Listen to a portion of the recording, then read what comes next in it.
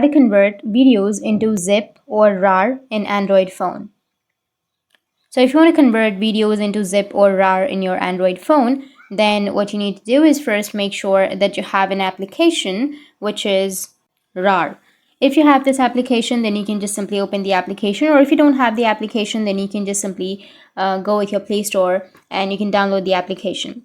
Now, after downloading, you can just simply launch it. Now, after launching, you need to scroll down and you need to find the zip or the RAR folder that you would like to open, or go with the folder that you would like to convert into zip or RAR. Or for example, you may have files, so you can just open up your files. After files, you may have a folder, right? So you just need to simply go with the folder. After that, you can select the folder, and now you need to go with share, which is on the top right. Once you tap on share, now you just need to simply go with RAR application, and here you will have this kind of interface. Now you can select RAR or zip, any option that you're comfortable with. You can also set a password if you want to. You can just simply tap on set password and then you can create a password. Or if you don't want to, then you just need to simply go with OK, and that's it. It has been converted into zip or RAR. And if you have any questions, feel free to comment below. Thanks for watching.